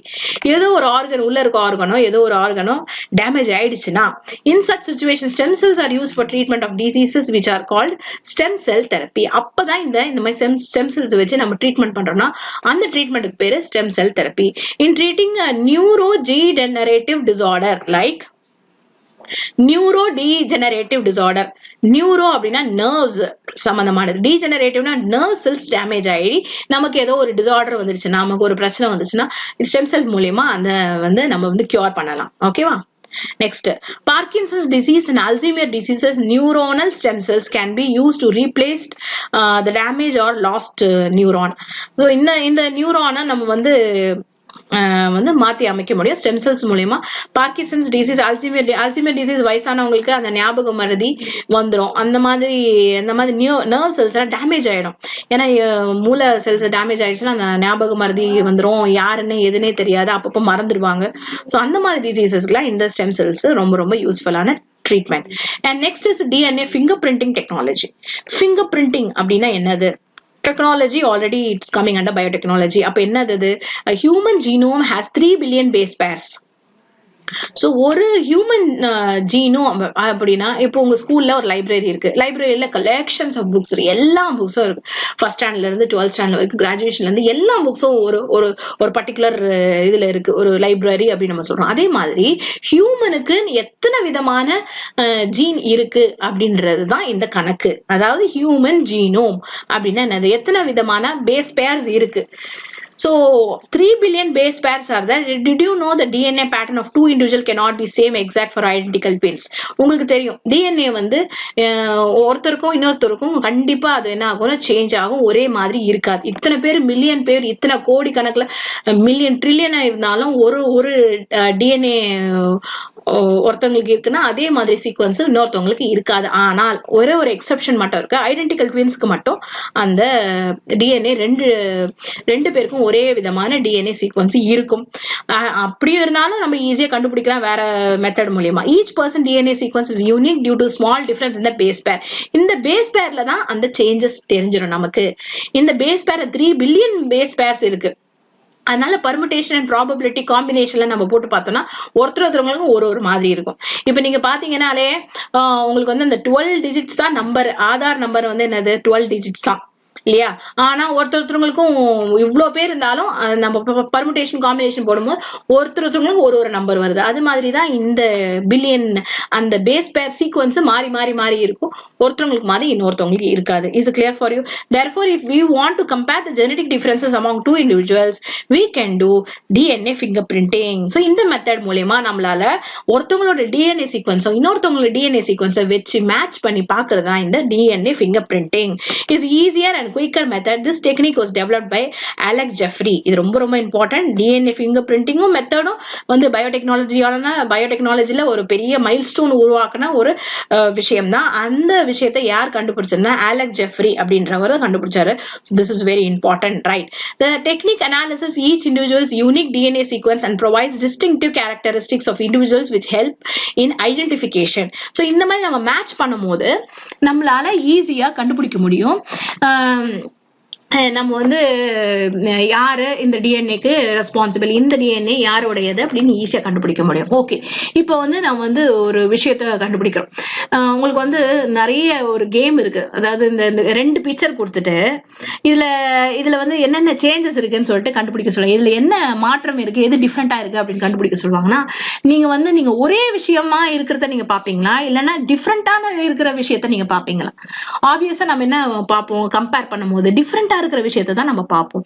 அதே மாதிரி இந்த டிஎன்ஏ ஃபிங்கர் பிரிண்டிங்ல ஒருத்தருக்கும் சில சீக்வன்சஸ் சேமா இருந்தாலும் சில விஷயம் டிஃப்ரெண்டா இருக்கும். அந்த விஷயம் பேரு தான் இந்த variable number of tandem repeat sequence. அதாவது எப்படின்னா, variable number of tandem repeat sequence அப்படின்னா, ஒரு டிஎன்ஏ சீக்வன்ஸ்ல அது வந்து ரிப்பீட் ஆயிட்டே வரும்.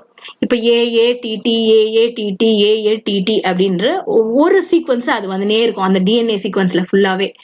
அப்ப நம்ம அது யூனிக்கா நம்ம அந்த பர்சனுக்கான வேரியபிள் டாண்டம் ரிப்பீட்ஸ் இவனுக்கு மட்டும்தான் இருக்கு, அதனால இவன் தான் அந்த டிஎன்ஏ அப்படின்னு நம்ம ஈஸியா கண்டுபிடிச்சிட முடியும். இது புரிஞ்சிச்சா உங்களுக்கு? ரைட். சோ அப்போ நம்ம இந்த variable number of tandem repeat சீக்வன்ஸை நம்ம பார்க்கணும். அந்த சீக்வன்ஸ்ல, அதாவது டிஎன்ஏ சீக்வன்ஸ்ல நம்ம வந்து அது எப்படி அரேஞ்ச் ஆயிருக்கு, அந்த நியூக்ளியோடைடு எப்படி அரேஞ்ச் ஆயிருக்கு, அந்த சீக்வன்ஸை படிச்சுட்டே வந்தோம்னா நமக்கு இந்த மாதிரியான விஎன்டிஆர்எஸ் ஈஸியா நம்மளால கண்டுபிடிக்க முடியும். சோ இந்த விஎன்டிஆர்எஸ் தான் நம்ம மார்க்கரா வச்சு இந்த டிஎன்ஏ ஃபிங்கர் பிரிண்டிங்ல நம்மளால ஐடென்டிஃபை பண்ண முடியும் அது யாரோட டிஎன்ஏ அப்படின்னு. புரிஞ்சதா உங்களுக்கு? ரைட். அதனால இந்த variable number of tandem repeat sequence ரொம்ப ரொம்ப இம்பார்ட்டன்ட். அதுதான் மாலிகுலர் மார்க்கர். சோ அதை வச்சுதான் நம்மளால கண்டுபிடிக்க முடியும். டிஎன்ஏ ஃபிங்கர் பிரிண்டிங்ல மாலிகுலர் மார்க்கர் எது? VNTRS. Okay, right. In human beings, 99% of DNA based sequence are the same, and this is called as a bulk genomic DNA. So முக்காவாசி 99% சேமா தான் இருக்கு. ஆனா 1% மட்டும்தான், 1%ல தான் நம்ம அந்த டிஃபரன்ஸை கண்டுபிடிக்க முடியும். அந்த 1% தான் இந்த VNTRS. உங்களுக்கு புரிஞ்சுச்சா? Right.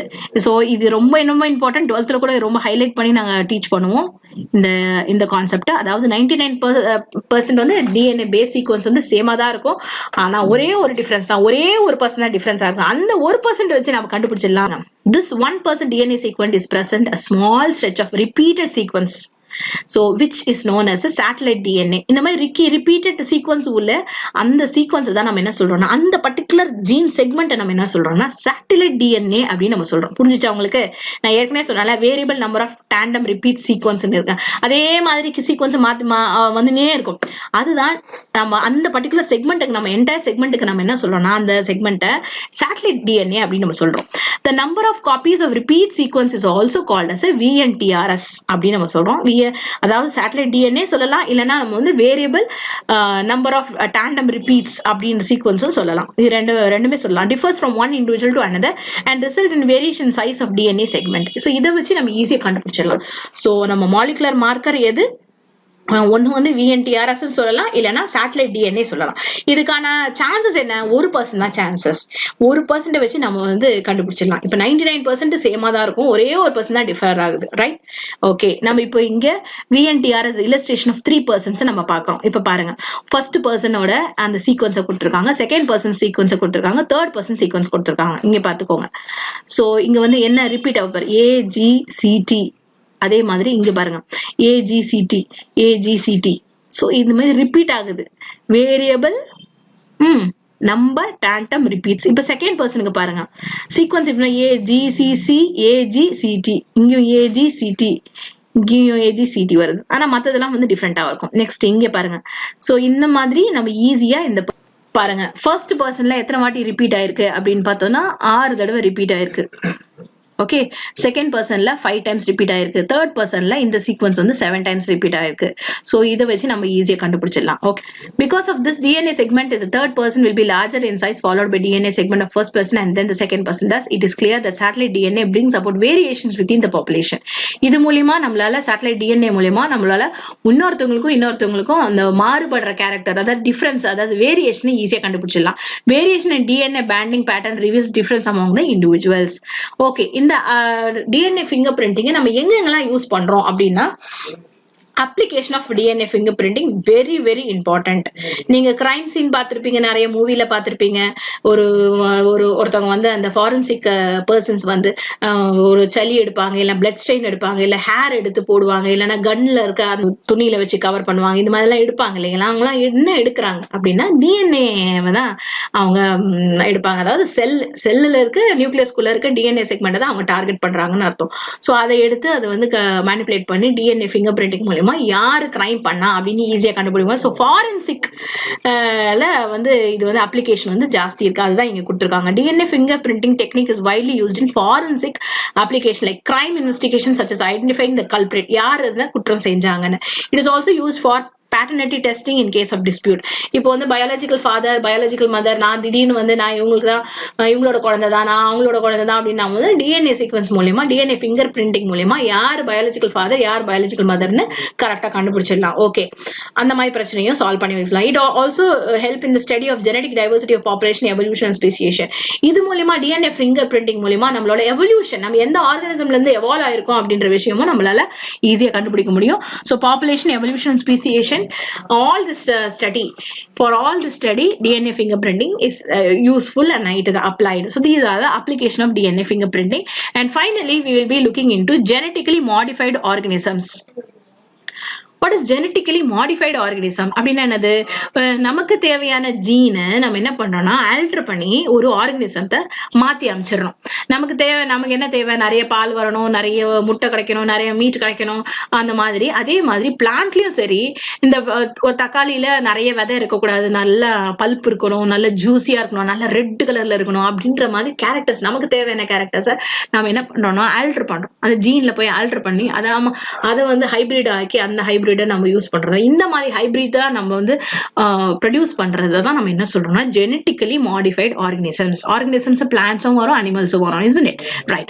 So this is what we call it as a genetically modified organism, or it is simply called as a GMOs.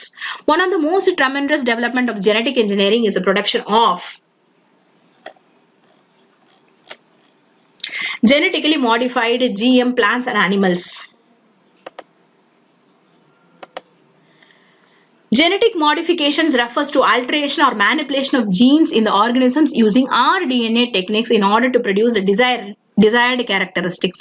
The DNA fragment inserted is called transgene. இந்த மாதிரி நம்ம வந்து ஒரு தேவையான ஜீனை எடுத்து அந்த அனிமல்குள்ள செலுத்தும் போது நம்ம என்ன பண்றோம்னா அந்த ஜீனை தான் நம்ம என்ன சொல்றோம்னா டிரான்ஸ்ஜீன் அப்படின்னு நம்ம சொல்றோம். Plants or animal expressing a modified endogenous gene or a foreign gene, it is also known as transgenic organisms. அந்த ஜீனை எடுத்து அதுக்கேற்ற மாதிரி அது கேரக்டரை அது மாத்தி அமைக்கும் போது அந்த அனிமலை தான் நம்ம என்ன சொல்றோம்னா டிரான்ஸ்ஜெனிக் அனிமல்ஸ் அப்படின்னு நம்ம சொல்றோம், ஆர்கனிசம்ஸ் சொல்றோம். புரிஞ்சுச்சா உங்களுக்கு? Right. Genetic modification refers to the alteration of manipulation of gene in one organisms using a rDNA technique in order to produce a desired characteristics. So what is transgene? A DNA fragment which is inserted is called transgene. And what is transgenic organisms? The plants or organisms expressing a modified endogenous gene or a foreign gene. அதை accept பண்ணி ஏதோ ஒரு ஜீனை accept பண்ணி அதுக்கேற்ற மாதிரி அது character அதை மாத்தி அமைஞ்சிருக்கிற ஆர்கனிசம்ஸ் வந்து டிரான்ஸ்ஜெனிக் ஆர்கனிசம்ஸ் சொல்றோம். Next, transgenic plants are much stable with improved nutrition qualities, resistant to disease and tolerant to various environment conditions. இப்போ டிரான்ஸ்ஜெனிக் அனிமல்ஸோட இந்த ஜெனடிக்கலி மாடிஃபைடு ஆர்கனிசமோட கேரக்டர்ஸ் என்ன, இந்த மாதிரி பண்ணும்போது அதுக்கு என்ன தன்மை வருது, அதுக்கு என்ன எபிலிட்டி வருது அப்படின்னா nutrition quality, improved nutrition quality ஒன்று, அப்புறம் ரெசிஸ்டன்ஸ் டு டிசீஸ், அதாவது பல டிசீஸை தாக்கு பிடிக்கக்கூடிய ஒரு தன்மை, tolerance to various environmental condition, தண்ணி இல்லைனாலும் சரி, ரொம்ப அதிகமாக ஹீட் இருந்தாலும் அதை தாக்கு பிடிக்கிற கெப்பாசிட்டி அது அதிகமாக்குது. இந்த மாதிரி நம்ம அந்த ஜெனடிக் மாடிஃபிகேஷன் பண்ணும்போது அந்த உருவாகக்கூடிய பிளான்ட்டும் சரி, ஆர்கனிசம்ஸும் சரி, இந்த மாதிரியான கேரக்டர்ஸோட இருக்கு. சிமிலர்லி டிரான்ஸ்ஜெனிக் அனிமல்ஸ், இதுக்கு என்னென்ன கேரக்டர்ஸ் இருக்குன்னு பாருங்க. There use to produce more protein of medicinal importance at low cost and improve livestock quality. So குவாலிட்டியை நம்ம வந்து இம்ப்ரூவ் பண்ண முடியும், ரொம்ப சீப்பா நம்மளால இம்ப்ரூவ் பண்ண முடியும். சோ இதுல ஃபர்ஸ்ட் 3 லைன்ஸ் டிரான்ஸ்ஜெனிக் பிளான்ட்ஸோட அந்த எபிலிட்டி என்ன, அப்புறம் லாஸ்ட் 3 லைன்ஸ் டிரான்ஸ்ஜெனிக் அனிமல்ஸோட அந்த இம்பார்ட்டன்ஸ் என்ன. Some example of genetically modified plants and animals are given in the table below. So அதுக்கான எக்ஸாம்பிளோட கொடுத்துருக்காங்க. எந்த ஜீனை இன்சர்ட் பண்ணியிருக்காங்க, எது நமக்கு தேவை, நம்மளோட நோக்கம் என்ன, எந்த ஜீனை இன்சர்ட் பண்ணியிருக்காங்க, அதனால வரக்கூடிய அச்சீவ்மெண்ட்ஸ் என்ன அந்த பிளான்ட்லயும் அந்த அனிமல்லையும், அதுதான் இப்ப நம்ம பார்க்க போறோம் டேபிள்ல. Genetically modified plant objectives. இப்ப ஜெனட்டிக்கலி மாடிஃபைட் பிளான்ஸ் ஆப்ஜெக்டிவ். நம்மளோட எண்ணம் என்ன? Improved nutrition quality of rice. ரைஸ்ல அதிக விதமான நியூட்ரிஷனல் குவாலிட்டி இருக்கணும். அதனால தேவையான விட்டமின்ஸ் A1 A இருக்கணும், B இருக்கணும், C இருக்கணும், அந்த மாதிரி எல்லா விதமான விட்டமின்ஸ் இருக்கும், மினரல்ஸும் நிறைய இருக்கணும். அந்த ரைஸோட நியூட்ரிஷன் அளவு வந்து அதிகப்படுத்தணும். அந்த ரைஸ் சாப்பிட்டா எல்லாமே கிடைக்கிற மாதிரி இருக்கணும். இதுதான் நம்மளோட எண்ணம். இப்ப நம்ம என்ன பண்ணணும் அப்படின்னா, பீட்டா கேரட்டின் ஜீன் அப்படின்ற gene in humans, beta carotene is required for synthesis of vitamin A. இந்த விட்டமின் ஏ வந்து உருவாக்கணும்னா நமக்கு என்ன தேவைன்னா பீட்டா கேரட்டின் தேவை. அதுதான் கேரட் சாப்பிடணும்னு சொல்லுவாங்க, சரியா? அந்த ஜீன் தான் ரெஸ்பான்சிபிள். அந்த ஜீனை நம்ம என்ன பண்றோம், இந்த பிளான்ட்ல நம்ம செலுத்துறோம். அப்ப இந்த பிளான்ட்டை செலுத்தும் போது என்ன ஆகணும், கோல்டன் ரைஸ் ப்ரொடியூஸ் ஆகுது. Genetically modified rice. இந்த ரைஸ்ல என்ன இருக்கும், அப்போ அந்த ரைஸ் என்ன ப்ரொடியூஸ் பண்ணும், can produce beta carotene that can prevent vitamin A deficiency. So இந்த ரைஸ் சாப்பிடும் போது இந்த விட்டமின் ஏ டெஃபிஷியன்சி குறைபாடு கம்மி ஆயிடும். நமக்கு புரிஞ்சிச்சு உங்களுக்கு? ரைட். Increased graph production. இப்ப அதிகமா படுத்தணும், கிராப்போட ப்ரொடக்ஷன் வந்து அதிகப்படுத்தணும். ஒரு ஹெக்டருக்கு 10 கிலோ வருதுன்னா நம்ம ஒரு ஹெக்டருக்கு 20 கிலோ வர மாதிரி ப்ரொடக்ஷனை இன்க்ரீஸ் பண்ணணும். அப்படின்னா நம்ம என்ன பண்ணணும், BT genes from bacteria Bacillus thuringiensis. Bacillus thuringiensis அப்படின்றது ஒரு பாக்டீரியா. அதுல இருக்க ஜீன் செக்மெண்ட்டை எடுத்து நம்ம வந்து இந்த பிளான்ட்டுக்கு நம்ம போடும் போது இந்த BT gene produce a protein that is toxic to insect. இந்த பிடி ஜீன் என்ன ஆகும்னா அந்த பிளான்ட்டுக்குள்ளேயே இருக்கிறதுனால எந்த அனிமலும் வந்து எந்த வாமோ இல்ல எந்த இன்செக்டும் வந்து அந்த இலையோ அந்த தண்டையோ சாப்பிடாது. அப்படி சாப்பிட்டாலும் அது செத்து போயிடும். புரிஞ்சிச்சு அவங்களுக்கு? சோ இந்த மாதிரி அந்த இலையும் தண்டும் சாப்பிடலன்னா என்ன ஆகும், நமக்கு அதிக மகசூல் கிடைக்கும், அதிக ஈல்டு கிடைக்கும். சோ இந்த ஜீனை வந்து நம்ம இன்செர்ட் பண்ணிட்டோம்னா, இந்த பிளான்ட்டுக்குள்ள இன்செர்ட் பண்ணிட்டோம்னா நமக்கு என்ன அச்சீவ்மெண்ட்னா இன்செக்ட் ரெசிஸ்டன்ட் பிளான்ட்ஸ் நமக்கு கிடைக்குது. These plants can produce the toxin protein that kills the insect which can attack them. இதுதான் பிடி. ஈவன் நம்ம கத்திரிக்கால கூட பிடி பிரிஞ்சால் அப்படின்னு ப்ரொடியூஸ் பண்ணி வச்சிருக்காங்க. அந்த பிடி அப்படி ரெஃபர்ஸ் டு பேசிலஸ் துரிஞ்செனிசிஸ். அது ஒரு பாக்டீரியா. ஓகேவா? இப்போ ஜெனட்டிக்கலி மாடிஃபைடு அனிமல்ல ஒரு எக்ஸாம்பிள் பார்க்கலாம். நமக்கு தேவையானது என்ன, நம்மளோட ஆப்ஜெக்டிவ் என்ன, நம்மளோட நோக்கம் என்ன, இம்ப்ரூவ்டு உள் குவாலிட்டி அண்ட் ப்ரொடக்ஷன். உள் வந்து அதிக முடி இருக்கிற மாதிரி நம்ம வந்து ஷீப் வந்து உருவாக்கணும் அப்படின்னு நமக்கு தேவை. அப்படின்னா நம்ம என்ன பண்ணணும், அந்த உள்ள தயாரிக்கக்கூடிய ஜீன் எதுன்னு ஃபர்ஸ்ட் கண்டுபிடிக்கணும். Genes for synthesis of amino acid cysteine. Cysteine அப்படின்னு நம்ம அந்த சிஸ்டைனுக்கான அந்த சீக்வன்ஸை நம்ம எடுத்து அந்த ஷீப்புக்குள்ள நம்ம அட்மினிஸ்ட்ரேட் பண்ணோம்னா நமக்கான ஃபர்தரா நமக்கான அச்சீவ்மெண்ட் வந்து கண்டிப்பா நமக்கு வந்து டிரான்ஸ்ஜெனிக் ஷீப் நமக்கு கிடைக்கும். அண்ட் ரெக்வயர்ட் அந்த அதிகமான உள்ளோடைய அந்த அனிமல் வந்து மாறிடும். ஓகேவா? இன்க்ரீஸ்டு growth இன் ஃபிஷ். அதே வளர்ச்சி, அதாவது ஒரு மீன் வந்து 1 கிலோ தான் வளருது, 6 மாசத்துக்கு 1 கிலோ தான் வளருது அப்படின்னா இந்த மாதிரி நம்ம ஜெனட்டிக்கலி மாடிஃபை பண்ணும் போது அதோட growth ஆஃப் டிஷ்யூஸ் வந்து அதிகமாகும். ஸோ 6 மாசத்துல அது வந்து 5 கிலோ வெயிட் கெயின் பண்ற மாதிரி ஆகும். அதுதான் நம்மளோட ஆப்ஜெக்டிவ். அப்ப நம்ம என்ன பண்ணணும், இந்த ஜீன் இன்சர்ட் பண்ணணும். Salmon or rainbow trout or tilapia growth hormone gene. இதுல இருந்து growth ஹார்மோன் எடுத்து அந்த மீனுக்கு நம்ம கொடுக்கும் போது அது வந்து கண்டிப்பா டிரான்ஸ்ஜெனிக் ஃபிஷ்ஷா மாறிடுது. அண்ட் அதே மாதிரி அதோட ஈல்டும் அதிக வெயிட்டும் நமக்கு கிடைக்குது. ஓகேவா? So this is the example given in your textbook. Genetically modified plants as well as genetically modified animal is given, and with this we are completing our chapter. Okay, I want everybody to go through once again. If you are not clear, you can pause the video once again, go back to that portion and listen. I hope it is clear for you. If at all you are not clear, you can ping me. I'll explain. Thank you and have a nice day. Bye bye.